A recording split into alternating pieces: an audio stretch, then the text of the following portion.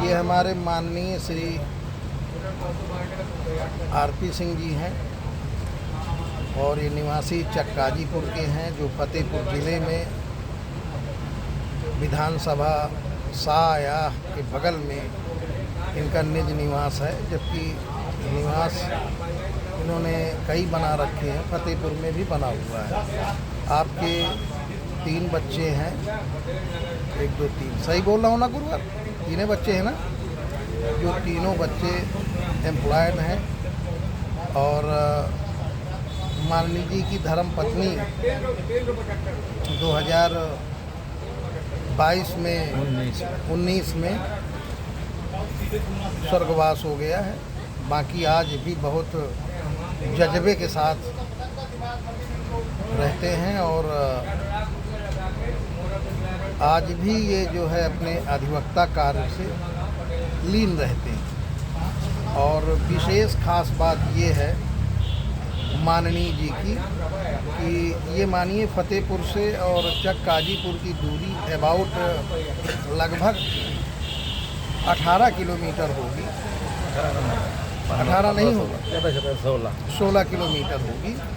लेकिन आप जो है नियमबद्ध तरीके से समयानुसार, इस समय कचहरी सुबह है, आप जो है पंचुअलिटी को देखते हुए अपने समय से उपस्थित हो जाते हैं। इधर देखिए, उधर कहाँ देख रहे हैं तो। और मैं इनका मान लीजिए चेला ही हूँ और सदैव प्रसन्न चित्त रहते हैं। देखिए कितनी गजब की मुस्कान। काम प्रसन्न चित्त रही तो रोए से कहाँ काम चली बताओ। और सदैव हंसते रहते हैं। जबकि इनका बड़ा लड़का काहे में है गुरुवार? गलत करत में है लड़को।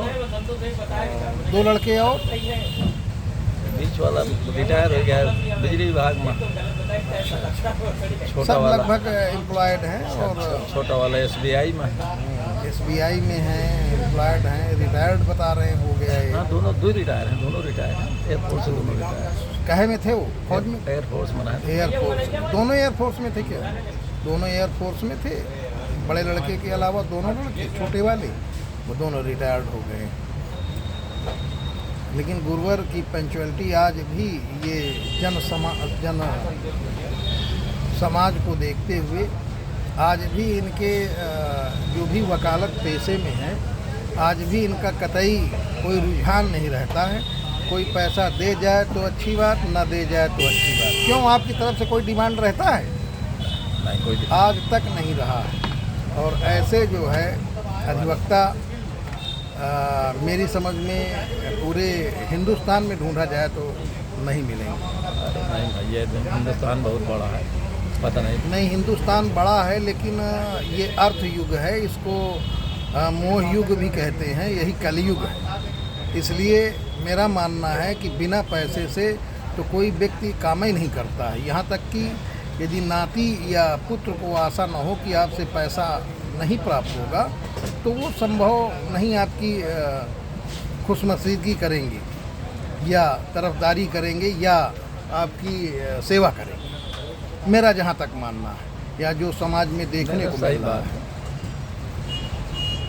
कानून के बारे में कुछ बताना चाहेंगे? नए कानून और पुराने कानून के बारे में बताया मैंने, जो उसको बताना था बताया।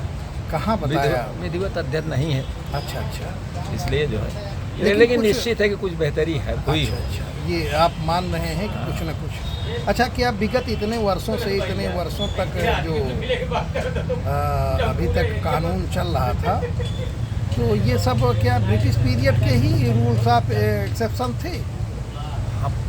नहीं, बीच में बदलाव हुए हैं, ऐसा नहीं है, लेकिन बहुत थोड़े बदलाव, संशोधन हुए हैं। हाँ, संशोधन तो बराबर हुए। अच्छा, जैसे क्रिमिनल में पता लगा 35 साल 30 साल लग जाता था उसको सज़ा दिलाने में या देने में, जज को भी, तो क्या उसमें भी कुछ सुधार हुआ है कि अब आगे दिखाई दे तो ठीक है, नहीं तो उसको तो ये लग रहा है कि जो पहले था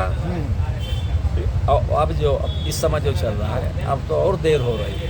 बहुत छोटे छोटे मुकदमे जो हैं बहुत लंबित हो रहे हैं। अच्छा, छोटे छोटे मुकदमे भी बहुत लंबित हो रहे हैं। अच्छा, जैसे ये 2006 में 2016 में राजस्व संहिता में फेरबदल किया गया, इस संबंध में क्या? ऐसा लग रहा था कि बहुत इससे बड़ी बेहतरी होगी। अच्छा, जब ये लागू हुआ जब ये था, लागू हुआ था तो ऐसा लगा था कि बहुत बेहतरी होगी, इसलिए कि टाइम दे दिया गया था 3 महीने में इसको करना है, 6 महीने में इसको करना है, लेकिन प्रैक्टिकल में हो नहीं रहा कुछ। तो इसमें कि किसकी, वकील की जो मानी जाए लापरवाही, या न्यायाधीश की मानी जाए, या शासन की मानी जाए, या सरकार की मानी जाए?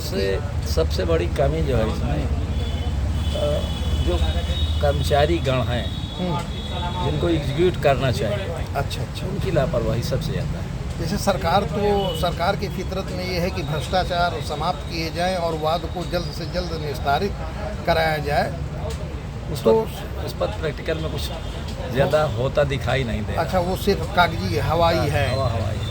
अच्छा, इसको कैसे यदि सुधारने का प्रयास किया जाए, या संदेश ये हुआ था आपके जरिए भेजा जाए? ये हुआ था कि ऑनलाइन कर दिया जाए। हाँ, हुआ ऑनलाइन, लेकिन ऑनलाइन में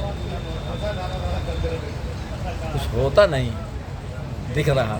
अच्छा, बल्कि हाँ, और काम बढ़ गया, डबल हो गया। अब तो डिजिटल कर दिया गया, ऑनलाइन प्रोसीडिंग कर दी गई है। हाँ, लेकिन तो, उस पर भी कहाँ कुछ। अच्छा, ऑनलाइन में भी कोई खास सुधार कहाँ हो रहा है? अब आप खुद ही कर रहे हैं ना उसको। अच्छा। मैं आपसे मुखातिब हूँ और किसी से नहीं मुखातिब हूँ कि आप देखते हैं कि नहीं, ऑनलाइन कर दिया। मैं जो बोल रहा हूँ वो अलग बात है, लेकिन एक यदि कोई सीनियर बॉडी बोलती है तो उसको सरकार भी अपने इसको एक्चुअल में इसका कुछ लाभ दिखना चाहिए। अच्छा। अब जैसे देखिए, कानून आपका ये है कि साहब वो कलेक्टर की या जो भी संबंधित अधिकारी उनकी ड्यूटी है हाँ, कि नक्शा दुरुस्त होना चाहिए, अच्छा, खसरा दुरुस्त होना चाहिए, खतौनी दुरुस्त होना चाहिए। जी जी, ये उनकी ड्यूटी है एक तरह से। लेकिन 20-20 साल 10-10 साल तक नक्शा दुरुस्ती का मुकदमा चलता है।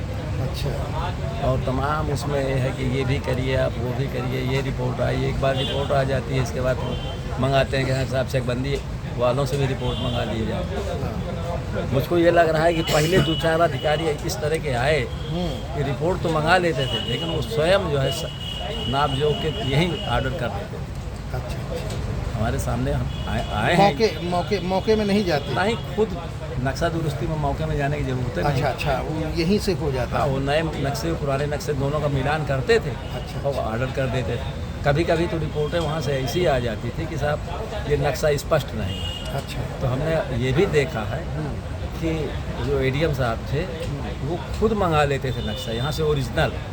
साहब ने चपरासी से कहा कि जाओ लेके आओ, और दोनों नक्शे मिलाए और खुद ही देखते थे। वजह तो भाई हमसे जब बेहतर थोड़े जानता है लेखपाल या कानून, सही अपना देख रहे हैं और देख के कर देते थे आदेश। आज जो है देखने में आ रहा है कि ज़्यादातर एक रिपोर्ट आती है फिर दोबारा मंगाई जाती है। अच्छा, तो इसमें कुल मिला के ये माना जाए कि कर्मचारी और अधिकारियों की लापरवाही से ही ये विलम्ब।